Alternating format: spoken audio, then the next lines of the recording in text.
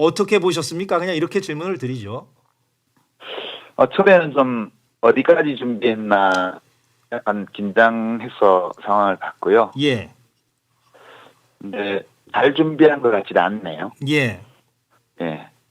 잘 준비한 것 쿠데타를. 같지가 않아서 예. 도대체 이렇게 준비가 허술했던 이유는 뭐고 그러면 왜 비상계엄을 선포했는가? 이게 이제 궁금증인데. 이게 이제 친위 쿠데타 시도잖아요. 예. 그러니까 현직 대통령, 현직 권력자가 헌법 질서를 파괴해서 자기의 권력을 유지하려 하는 거. 이게 친위 쿠데타인데 이게 1970년 10월 유신이 이런 거였죠. 예. 근데 이거를 하려면 상당히 주도 면밀하게 준비를 해야 돼요. 예. 국회가 헌법에 따라서 계엄 해제 권한이 있기 때문에 국회를 막았어야 되거든요. 예. 근데 그런 대책도 없었고요. 장악하지 못했어요. 예. 그러니까 친위 쿠데타를 성사시키기 위한 최소한의 준비 이런 것들이 안 된 상황에서 지금 국무회의 의결 절차도 없이 비상계엄 선포를 한 거기 때문에 예. 이거는 이게 친위 쿠데타를 할 실력도 없는 대통령이구나 네. 라는 것을 이제 보여준 거 아닌가 싶어요. 예. 그렇게 해석이 가능한데 그러면 도대체 이렇게 준비 없는 채로 왜 선포했는가? 이게 이제 동기 부분이 설명이 안 돼가지고 어떻게 좀 뭐 추정을 여러 가지 하십니까? 예. 여러 가지 가설이 있을 수 있는데요. 예. 이제 첫 번째는 윤석열 대통령 자신이 이런 계엄 선포의 법적 절차에 대해서 숙지가 안 돼 있었고, 그러니까 이제 원천 무효잖아요. 국무회의 의결이 없으니까. 네. 그러니까 사실상 계엄 선포가 안 된 거예요, 지금. 근데 국무회의 의결이 없었던 것으로 강하게 추정되긴 합니다만 아직 이제 확인된 것 같지는 않고요. 예, 그 부분은. 없었던 것 같아요. 예, 그렇게 뭐 추정이 되긴 합니다. 예, 예. 그러니까 전두환도 쿠데타를 할 때 5.18 전야에 비상계엄 확대 조처를 할 때 그 국무회의 소집해놓고 탁검한 군인들을 복도에 세워놓고 협박해서 국무회의 의결을 거친 다음에 선포했잖아요. 예. 근데 지금 윤석열이 대통령이긴 한데 법률가이고 그렇긴 한데 그 계엄 선포의 기본적인 법적 절차에 대해서도 숙지하지 못했던 것 같고요. 예. 그다음에 이제 그 참모들도 마찬가지였던 것 같아요. 그 이제 김영현 국방부 장관부터 시작해서 예. 계엄령 선포와 관련되어서 실무적인 조언을 줘야 될 참모들도 이걸 잘 몰랐던 것 같고요. 예. 그다음에 계엄 선포를 했으면 이제 방송국하고 국회는 기본적으로 선포와 동시에 무장군인들이 점거해야 이게 성공 가능성이 있는데 예. 그런 것이 없는 것으로 봐서는 이제 병영 미필인 대통령이라서 그런 친위 쿠데타의 실제적인 진행 과정에 대한 그런 지식도 없었던 것 같아요. 제가 보기에는. 근데 그게 이제 병역과 무관하게 어떻게 보면 ABC고 상식인데 그 국회를 장악해야 한다는 게 근데 참 이해가 안 됩니다. 예, 아무튼. 그래서 이게 뭐가 돌발적이고 돌출적으로 그냥 한 게 아니냐 이렇게 해도 지금 뭐 해석이 나오는 것 같기도 한데요. 그러니까 이제 좀 세월 지나고 나면 꼬꼬무 같은 프로그램에서 이거 다룰 수 있겠죠. 예. 왜 했을까? 예. 그날. 그러니까 2024년 12월 3일 밤 11시경에 왜 했을까? 예. 혹시 뭐 영부인이 마음의 상처를 입은 일이 있어서 그랬던 것은 아닐까? 정말 어떤 다른 사유 말하자면. 예. 뭐 지금 뭐 합리적으로는 해석이 안 됩니다. 이게 이 비상계엄령 선포라는 형식으로 친위 쿠데타를 하려고 했으면 준비를 철저히 하고 하든가 아니면 안 하든가 해야 되는데 예. 굉장히 어설픈 그 친위 쿠데타 시도를 한 거거든요. 예, 사실상 뭐 해프닝 수준인 것 같습니다 지금. 해프닝이 아니에요. 예. 이제 저는 연내 탄핵 대리라고 봅니다. 예. 국회에서. 예, 그거 뭐 향후 전국은 그러한데 이제 오늘 네. 어제 오늘 이렇게 벌어진 3시간 사이에 벌어진 일은 이게 뭐 준비가 전혀 없어가지고.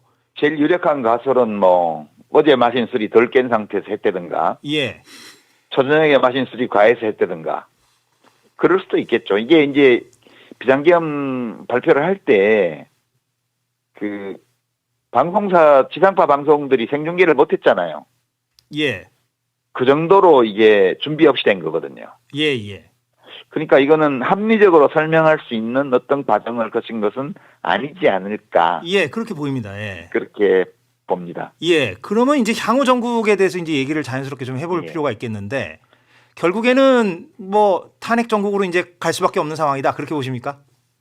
그건 뭐 불문가지예요. 왜냐하면 지금 경찰 군인들이 국회에 철수를 했잖아요. 예. 지금 뉴스공장 그 벙커에도 지금 군인들이 왔다 철수했죠. 예, 그렇습니다. 예. 그러니까 그 무슨 뜻이냐 하면 군 수뇌부하고 경찰이 판이 기울었다고 판단한 거예요. 예. 경찰 수뇌부가.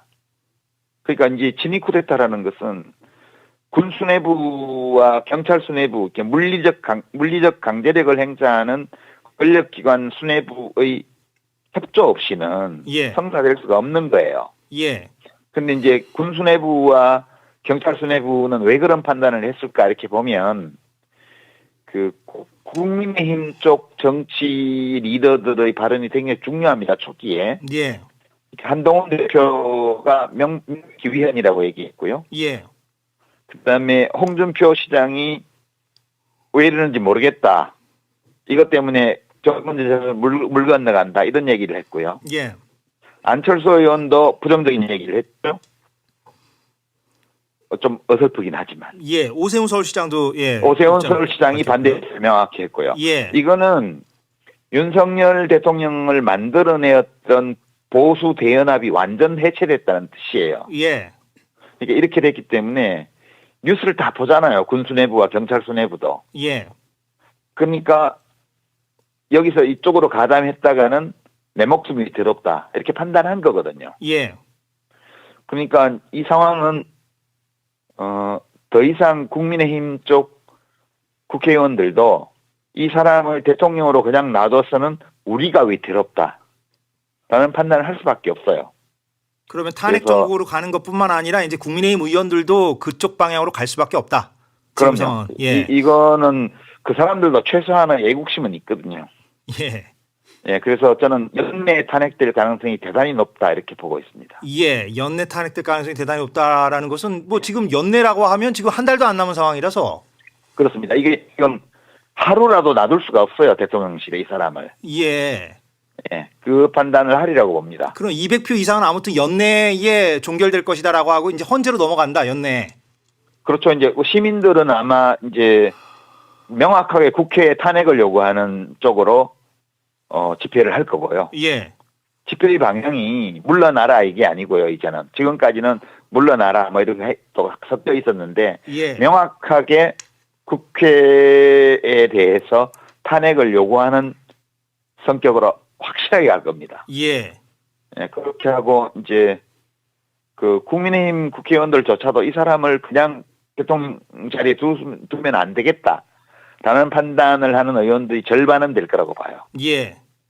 그럼 이제 해야 되는 거죠. 예. 어떤 말씀인지 알겠습니다. 예, 예. 그리고 이제 계엄령 선포 과정이나 지금 국회에서 계엄령 해제 요구 결의안을 의결했기 때문에 예. 이것은 단서 조항이 없는 헌법 조항이거든요. 예.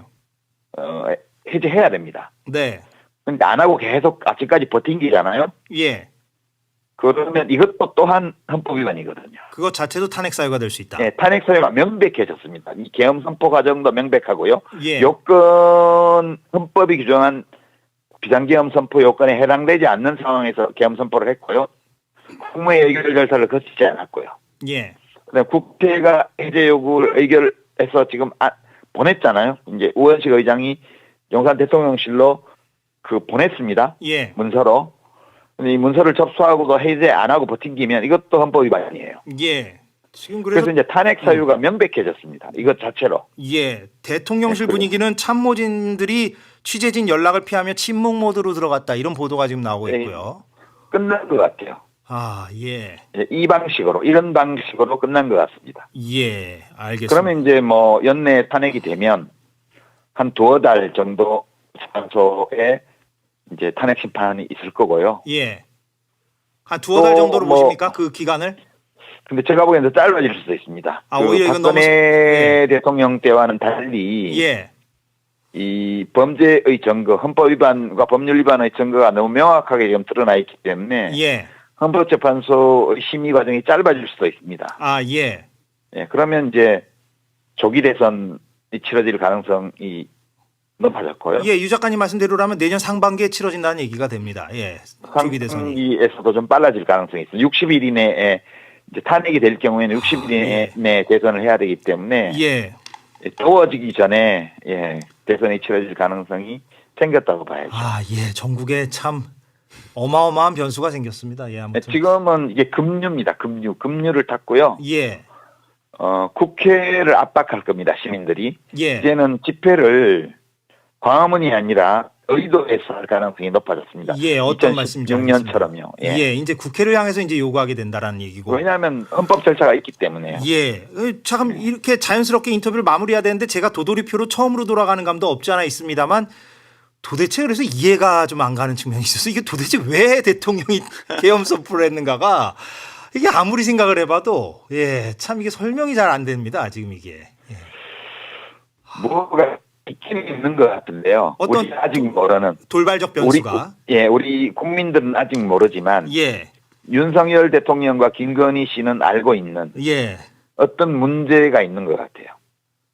아, 예, 참, 예, 네. 알겠습니다. 예, 그게 뭔지는 모르겠어요. 예, 정말로 뭐 향후에 드라마나 뭐 꼬꼬무 같은 게 필요할지 모르겠네요. 예, 참. 꼬꼬무까지 안 가도 조만간에 밝혀질 가능성이 있습니다. 예, 알겠습니다. 이렇게 늦은 시각에 예, 연결해 주셔서 너무 고맙습니다. 별 말씀을요. 누가 지금 잘 수 있겠습니까? 여기서 마무리하겠습니다. 고맙습니다. 네네. 예.